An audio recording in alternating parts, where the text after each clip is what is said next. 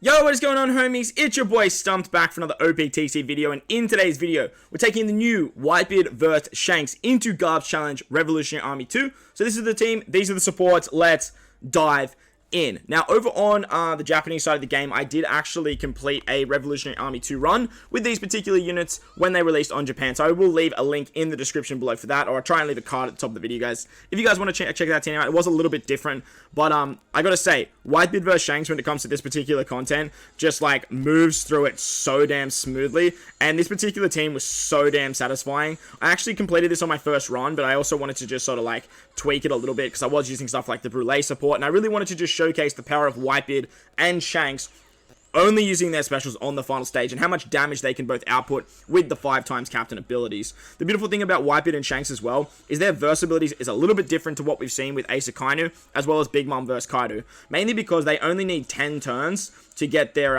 versatility up, and they increase the chance of landing on Sai and in orbs.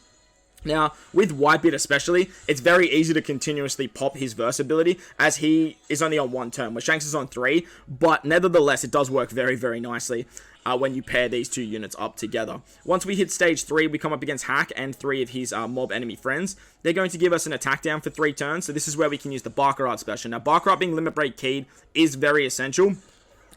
Well, it's not essential, but it definitely helps out a lot, and I would highly recommend doing so. She's an absolute weapon for this particular piece of content. Having Chopper in the bottom left is also a very key importance for this particular team to function as well, as we are going to need his special on the very next turn.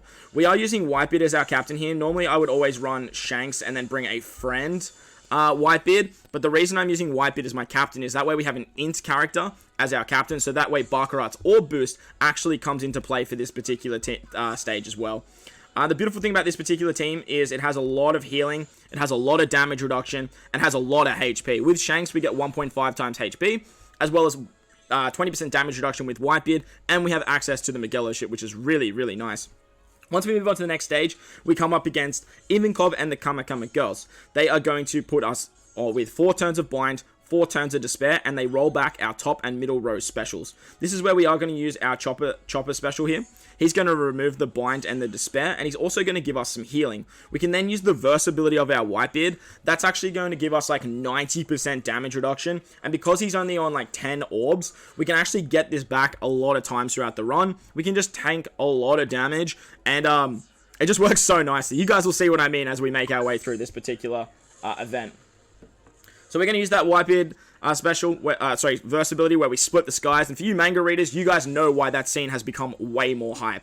What we want to do on this particular turn is we want to make sure that we take out the girl in the back, the redhead girl in the back. But we do also want to just keep EGOgotic alive. We're going to try and do as much damage as we possibly can here to EGOgotic, though, as he does have a healing mechanic, but because we have the damage reduction, we're not taking any damage. Chopper's giving us healing, and what you can actually do on this particular stage as well is once you take out EGOgotic and leave the Dex unit in the back alive, you can actually get like a double heal with Chopper. Because it counts as the end of your turn, and then her turn is literally just her running away, we can easily just get back to full health, take advantage of that Chopper healing, and move on to the next stage against Sabo and Koala. Now, Sabo and Koala, it's a bit of an annoying stage here. They wipe away our buffs on entry, they have full immunity, and they make every colored orb unfavorable, and recovery orbs unfavorable too. So TND orbs, Wano, rainbow orbs are the only things you can use here. But because we are using Wano Law, we can actually use his special here to rotate all those negative orbs into favorable slots. Now, they're still unfavorable, and Koala's going to blow away our positive effects because we used an orb buff, but it means we get to keep that chain lock. Now, that is huge because on this particular turn, well, we still get 2 turns of that chain lock. We actually have a bunch of int and psi orbs, and you guys know what that means. Because we have them locked, we can actually gain our Whitebeard's versatility back, and then we can actually pop that on the very next turn, so that way we are not taking any damage whatsoever. We can use the Magello special here to lock those orbs once again, and that way we can just start rebuilding up that versatility. It just works so damn nicely with Whitebeard, and because you only need 10 orbs, the fact that we're holding on to 6 means that we can actually just get that back easy peasy by like the Lindbergh stage, which is absolutely wild. Once we take out Koala, she does run away. And then we're going to focus on Sabo on the next turn. Because they only give us those unfavorable orbs for 2 turns, we're now going to have a full board of orbs, which is really, really nice. And then we're just going to take out Sabo here. As you guys saw there, I like to hit a good and a great with Barkrat. She has that Sailor ability to maintain her orb as long as you hit a good or a great. And with the 5x captains, we have enough damage output to take out that particular stage easy peasy. Moving on to the Morley stage now, he puts up 5 turns of resilience, he puts up 2 turns of defense up, and 2 turns of threshold. So this is where we're going to use the versatility of our verse Shanks. He's going to set the defense to 0 for 3 turns, which is really, really handy. Setting defense to 3 turns means we can actually take 2 turns on the Morley stage. We're going to use the Shanks special as well, and that way we can give ourselves a massive 2.5 times orb boost, a full board of orbs, as well as give us that 1000 base stat boost. Now that 1000 base stat boost has become very, very prevalent on JP. It's actually one of my go-tos when I am team building now, as it is always going to be viable. Just like an attack boost, it's always going to be viable. So the final thing we're going to do before we move on from this particular stage is we're going to use our Boa special. Boa not only removes resilience, but she removes threshold. Because we've set the defense to 0, we're going to have a lot of damage against Morley here, and we can sort of get him very, very low. However, you do want to make sure that you actually take 2 turns on this Morley stage, as we do want to make sure we can get our Shanks special back by the final turn. If you guys have a limit break expanded Shanks, you don't really need to take 2 turns, or you can take 2 turns on the Lindbergh stage. But I always like to take 2 turns here on Morley, as they allow us to anyway, and that way we can just move on to the Bello Betty and her mob friends on the very next turn. She's going to give us 3 turns of paralysis, 3 turns of attack down, and that's why having Limit Break Expanded Barkrat is so good for this particular fight, as we have her special back and ready to go.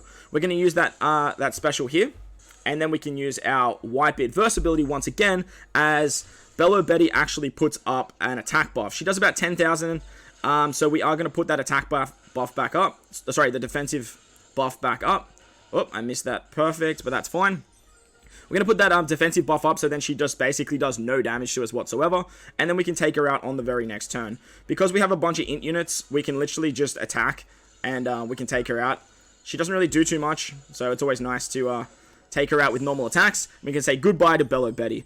Moving on to the next stage, we come up against Lindbergh. Lindbergh's going to give us paralysis for 3 turns, or 4 turns I should say, and then he's going to bind our top and bottom right and middle left. We can use Chopper here. Chopper's going to remove those nasty effects. Lindbergh also gives us a full board of unfavorable orbs, so that way we can actually lock in those orbs. Because Shanks and Whitebeard make int and side beneficial, we're actually gaining a full board of orbs here, and because they work very, very well for their versatility, we can actually just eat all those meat orbs, sorry, not meat orbs, those unfavorable slots, do a bunch of damage to Lindbergh, and actually gain our Whitebeard versatility back.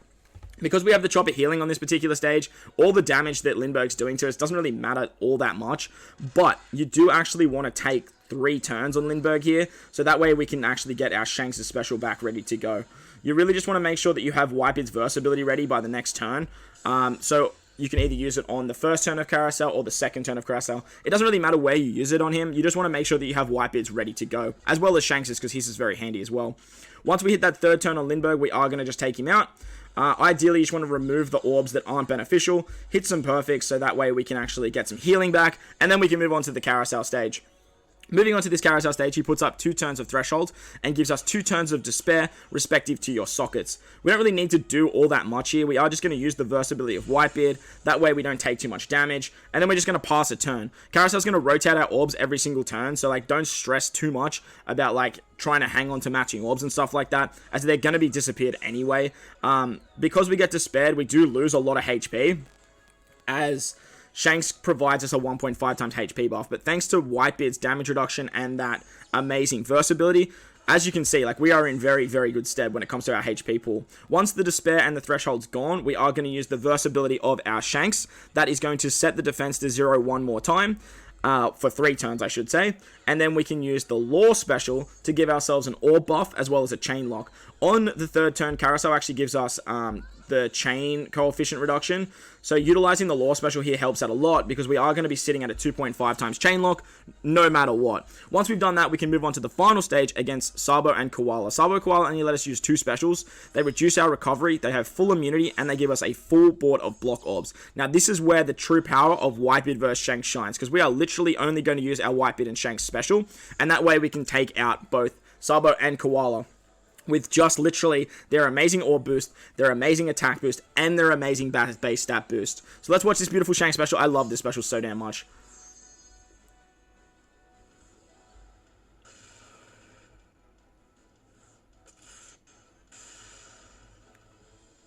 My god, he's a weapon. So once we've done that, we've got the Shanks special in play for that 2.5 times orb boost. We can then use our Whitebeard special to give ourselves a 2.5 times attack boost to Psi, Int, and striker units.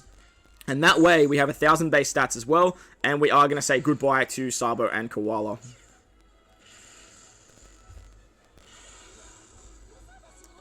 Beautiful.